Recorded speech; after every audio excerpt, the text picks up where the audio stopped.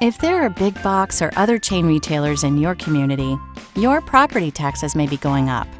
That's because certain commercial properties have been able to obtain special tax reductions. Perhaps you've heard of these tax breaks. They're known as the dark store and Walgreens loopholes. Unless the state legislature closes these loopholes, other property owners, including homeowners, will pay an average of 8% more in property taxes. Even more in some communities. Communities like the town of Grand Chute, Ashwaubenon, Sheboygan, West Bend, Franklin, Pleasant Prairie, Sun Prairie, La Crosse, and Rice Lake.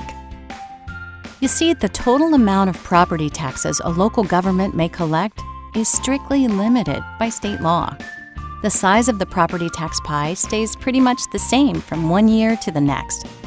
What can and does change is how the pie gets divided. When one kind of property, like big box stores, pays less, other kinds, like residential and mom-and-pop businesses, pay more. Let's take a closer look at the dark store loophole.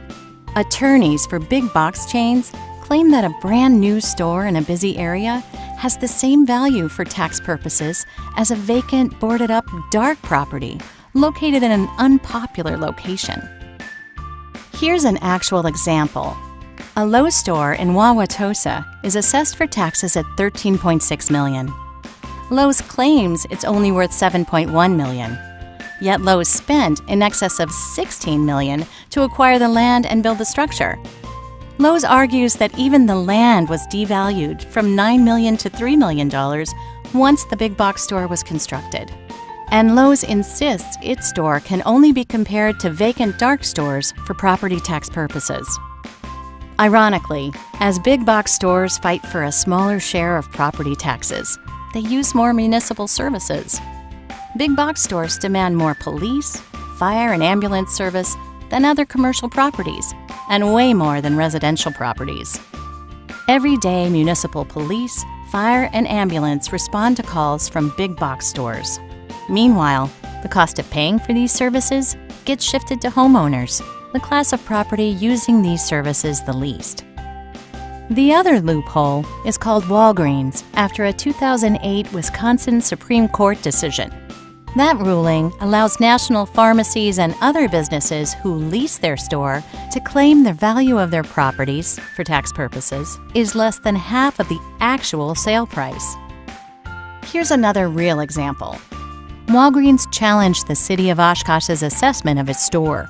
The Court of Appeals, relying on the 2008 decision, decided that the value of the Walgreens property was $2.2 million, much less than the $4.3 million actual 2009 sale price of the property. Other taxpayers, mainly homeowners, now have to cover Walgreens' former share of the taxes. Plus, Oshkosh taxpayers had to pay the corporation a tax refund of $69,500.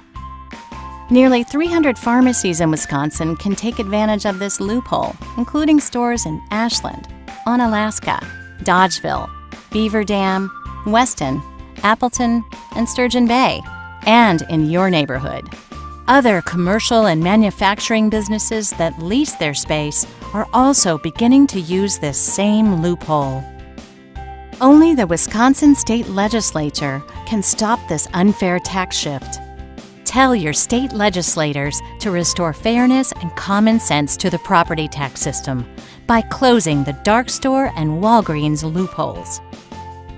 Call your state legislator through the legislative hotline at 1-800-362-9472 or visit darkstoreloopholes.org.